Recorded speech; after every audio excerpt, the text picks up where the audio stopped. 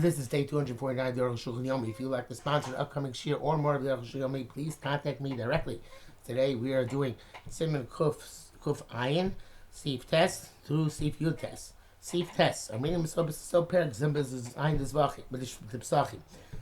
I shows the close about Sachas is a gargler, somebody who drinks all of his cup in one fell swoop. He is a gargaron, which is the drinking equivalent of a glutton. Shnayim derech, a person drinks in 2 gulps, that's proper. Shlosha, a person sips in 3 gulps, that is haughty. Therefore, should be careful not to drink the entire cup in one fell swoop. Because cotton, but the cup is small, you can drink in that case in 1 gulp. And Sheila says no specific shear, what's called big and what's called small. Everything is based on the beverage, if you them based on the person. If you have a big cup, or mashke charif mode, or a very sharp beverage, kmo yain saraf, like whiskey chazak, which is strong. You can even drinking 4 or 5 gulps. It says himself, his person was not supposed to drink water in front of the masses. The Kingdom says you should turn your face sideways in order to drink. I guess because a person doesn't sip, but a person drinks water very thirstily sometimes, so a person should turn sideways so it doesn't look that he is, again, this liquid glutton. The Mishnah Berurah says this specifically talking about Chacham, not about a regular balabas, and it's also talking about specifically not at the time of a meal. When everybody's drinking, I guess it's permissible. It's also permissible by other beverages, such as, for example, for our purposes, coffee.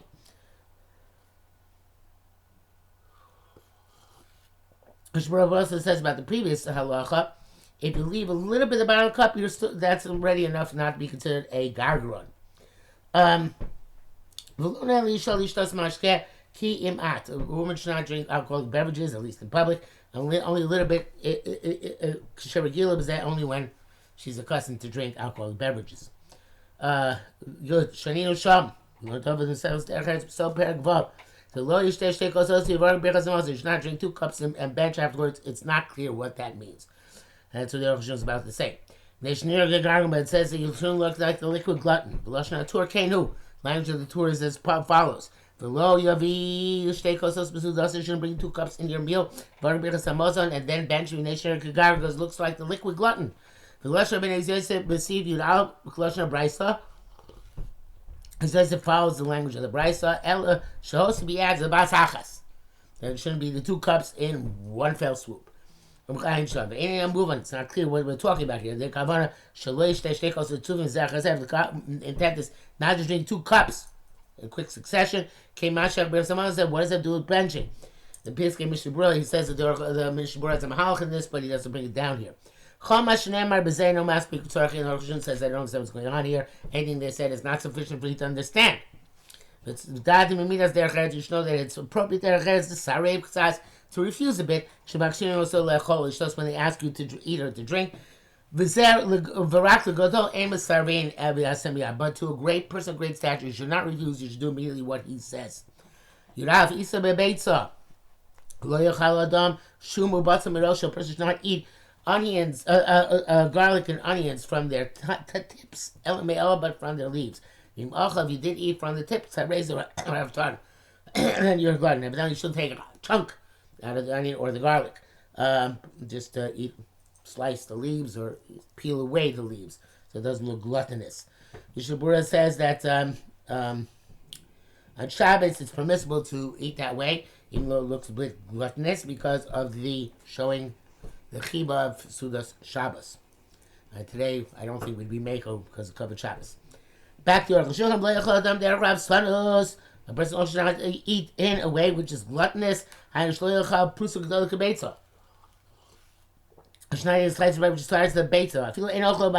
don't eat it 1 fell swoop, but you're holding a large piece in your hand, and biting from it, it is gluttonous, except on Shabbos by the Birchas HaMotzi when it is permissible. The Mishnah Berurah says that it's only more than a beitzah is also, but a precise beitzah will be mutter. Back to Rav Shulchan, so you should not take a bite out of a slice. And put it on the table when it's bitten, do davar amos. Looks to be punishment to people. Lo Adam may say bifnei mi should go the man who should not recline in front of somebody who is of greater stature than yourself. If eating with a person who's God of greater stature, lo yeshe b'aseba, you should not sit reclining. Barley for us is like kikar botzei makamatzli. When you come to cut the bread, you cut it from the place where it is roasted. Which is interesting terminology. Klamar and makam hakadosh, in other words, a place where it is toughest, where it was probably cutting bishul, as we said several months ago. Vim ba lecholos that's known botzo. If you come to eat turnips and onions, I don't know how turnips get into this. Okay, makam alim. Maybe it's again supposed to be shum. I don't know what turnips have the makam alim, the place of leaves. I don't know how that works. You should not rip a piece out of the loaf of bread and put it back on the table. Ayin shum. You basically pashu sabi. Shein laso sala shulchan dvarim she'acherim moasim b'hem. Should not do things which disgust others on the table. Larok b'chozek, such as to expectorate strenuously. Hang me peh him mechotomites from the mouth and from the nose. V'leichateta shinaim. You should not pick your teeth. Shaboseh pee when you open your mouth. Then other people cannot tolerate seeing this. And in the fields of Megaron, so too releases of air from the throat. Grepsin, burps. Know that people are disgusted by this. So do anything disgusting. Also, you now do in front of your friend. If you're you're not eating. It says, God will bring to judgment every hidden thing. And it says there, it includes somebody who spits in front of his friend, and his friend is disgusted by it. And everybody says it's somebody who expectorates mucus or saliva in front of his Rebbe. You gimel. Shanina Perik Zayin b'Masechus Derech Eretz. Shnaim Shulchan Shulchan. You have two people sitting at a table. Echad al Shulchan Echad on one table. Hagodah Shemem Lo Shulach Yad Chila. The one of greater stature extends his hand first to take the food. V'Acharka Katan, and then the person of lesser stature. And Shulach Katan, if the person of lesser stature extended his hand first to raise the garment, he is a glutton. Even if anybody's eating from their own personal plate. Or many pairs of fruit, but each person has in front of him his own personal fruit. Nevertheless, you should wait for the gadol. Somebody comes to the house, give me tea, like Esav did, right? Until they say to him, go and come and eat. If they put in front of you a dish, they don't have to say besides that to him that he can eat it.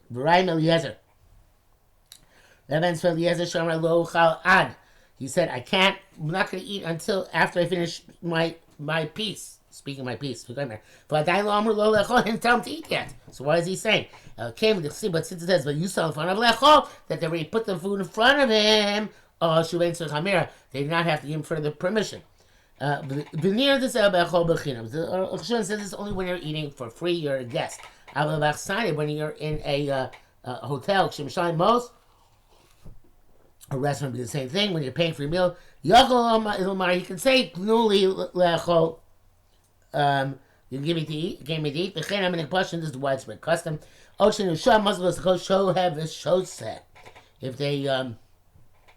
they pour you a cup, you should wait and drink, and not drink, I guess, immediately when they give it to you. Again, it looks like a liquid glutton. You doubt. We also learned. Lo yomar dam l'chaver, a person not to say to his friend, Bo ve'chol ma'asher chaltani. Come and eat like you gave me to eat. Come and eat what you gave me to eat. In other words, reciprocating with precision. Why? Shizu derech haribis is the way which comes to interest. Klomar meaning to have a kaparelo chovo. As if you're paying back a loan. The veneer akilu looks like he was loaned the food to begin with. The shemei achileo yoser. And maybe I'm going to give back more teeth than he gave me. It looks like interest. A person could say, me, come and eat with me. I'll eat with you another time. Mutter lechem achar kach a few besugios. Go, you can eat with them next time, even if it's a big meal. It's not as payback, it's as conviviality and camaraderie. Although Moshe brings down that Taz is chochech lahachmir. Okay, chochech lahachmir, generally speaking, we don't have to be machmir. Indications that it's like a yesh lahachmir b'doichak. Okay, Tazva, b'soif hariyos shaninu. And it says, yesh nacholin hakoshim meshikha, their food stuff which you eat them, they are cause you to forget. The chashiv sham and the things that are indicated there, lay behema, thar of a behema or chaya, different types of animals, vof and birds, v'zeisim, and olives. Because of the ochels isim kavana mosib schira. On the other hand, it says, the Magen Avraham says, if you eat olives with kavana, not clear what kavana it is, then it adds to your memory. Because the shariza ya ochel isay the darva, there is would eat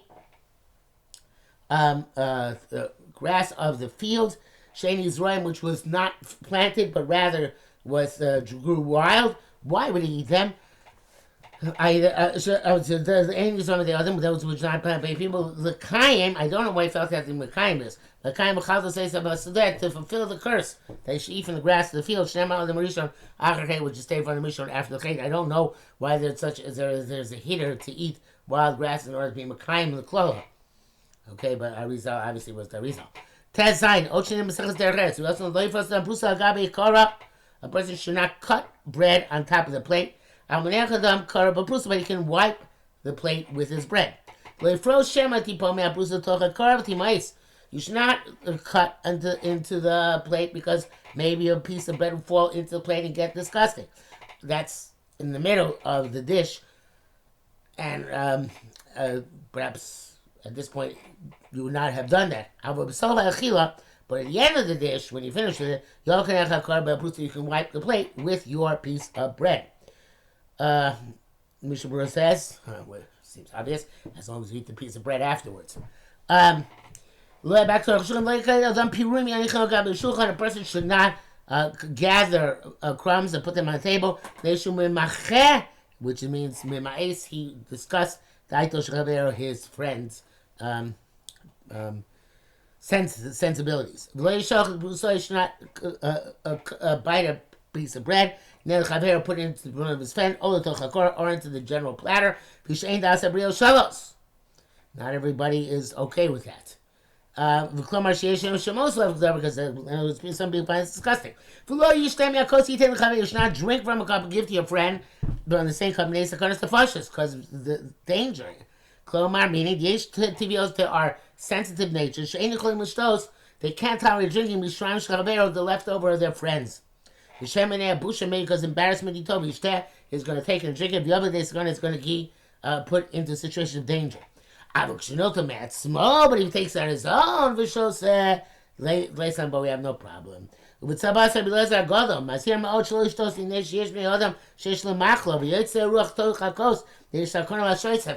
Early epidemiology? That's one word. I don't know. Study about epidemics. You should not drink the cloud. You should not drink from another person's cup because some people have a disease and the germs will come out of their mouth, in their breath, or in their saliva, perhaps, into the cup, and the other person drinks it will be put into a state of sakana. Mishabura says it's possible that it's always being a case where we don't know where the first person was healthy or sick. Then we should be very careful. If we know the person is healthy, this would not apply. Should not drink from a cup and leave it on the table. It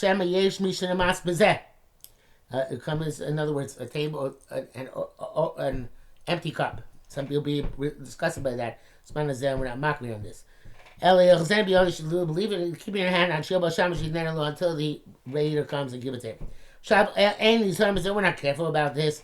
Because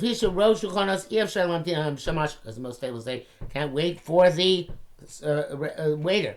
It's not a custom. We never saw anybody who was meticulous about this. Yudzayin, Ochaninu Sham. We also learned that somebody comes to a meal. Lo yikach chalko. You should not take his portion. Nail a shamash and give it to the server. That color bit suda, because some disaster come about as a result of the meal. And Leno, rather you should take it, you can in front of him and put it in front of himself, and only then give it to the shamash. This is what it means. A guest is allowed to give his portion to the server. But maybe there's not enough for the Ba'abais to give to all the guests, and then she's kalkal is a dover besuda, because something maybe will go wrong with the rest of the dish, which is still in the kitchen. So therefore, therefore don't give out to the shamash until it's clear that everybody has a portion in front of them. And then you give it if he wants. Guests who come into a Ba'abais, they're not allowed to take the food from themselves, and leave no left dough, and give it to his son or his servant. Ba'abais. Alan came out with just Ba'abais, the guests to get permission to Ba'abais. Pains the sterilizing okay, it's not contradiction to the previous law. The shamash besuda to give to the server who's serving at the meal, and to those just Ba'abais, don't get permission from the Ba'abas. But in Sanhedrin, we say in Sanhedrin, in fact, no, this is a new thing. Sorry. The Mishnah Bura says that Magen Avraham writes, the Rabbi said that it's specifically talking by a very finely planned meal where the Ba'abais will be embarrassed if there's something missing. But there's a lot of extra, and certainly if everybody has finished eating and there's extra, you're allowed to give even the child and the eved from the leftover food. And the Shemrokech tries to be choichech lachmir. Sharatzian says that if the guest does not want to give, if the guest doesn't want to eat, he doesn't like spinach, so then everybody agrees he can give it to the child or to the eved. The Mishnah Berurah also says that in terms of the shamash, there's a machlokas, and the previous source talking about this might be talking about one of the permissible ways, such as where the guest is already satisfied, or there's lot on the table, or the guest doesn't want anything at all. But Arukh HaShulchan again holds that by a shamash you can give even without these conditions. Again, it's not very rare, as Manan said, that we have such a situation. Now, a new separate thing is that Arukh HaShulchan says, for him, it says in the Kiyah Dach B'Shleim, it says that the people who are particularly upstanding in their conduct in Yerushalayim, lo yimusim b'suda, they were not sit down and meal, ken yodim mimeisavim, imohem, unless they knew who was going to sit with them. They should nail tam b'chacham, because it's inappropriate tam b'chacham, leishim etzel am aretz b'suda, to sit next to am aretz when it comes to a meal. The Mishnah Berurah says,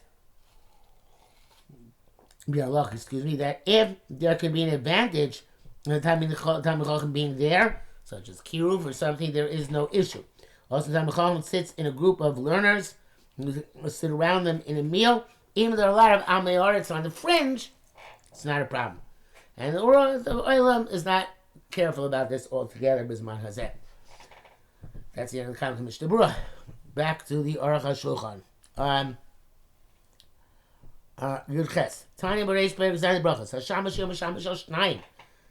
Somebody who was a shamash who was serving two people, I raised a mehem, he can eat with them, apishlo noslo rishus, even though he did not give him explicit permission. The body nichlu, we assume that they're okay with this, because she'd start with the zimun, so he can have a zimun at the end. I'm a shamash or shlosh, he's serving three people, and he doesn't eat with them, and he can noslo rishus unless they give him permission. Nearly, it seems to me that the rock was shamash yochel start for time. Only a server can join the two gamlo rishus, and without their permission came the gamlo avodah sichim litenlo kamoshis bar, since they have to give him food anyway, as we've explained in the past. Avash yavod, I mean ashuk lechol, believe that but for somebody from the marketplace come in and just sit down without their invitation, that's vada usher, and so as to the yemer the nichol who says they're acquiesced to this. To give to a stranger from their food, the Shumat says zimun in order to fulfill the mitzvah of zimun. In something where zimun is not relevant, they didn't wash, it was in the shamash not down without permission. The Bashnoon, that's clear. It's obvious.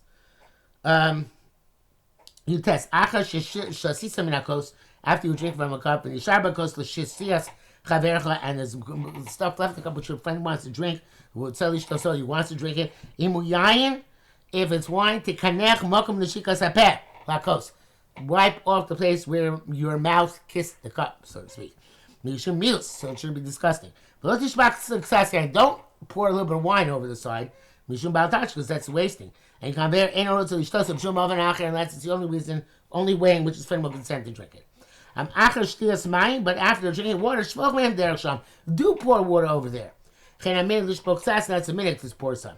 After all you're eating, achol melach, eat salt.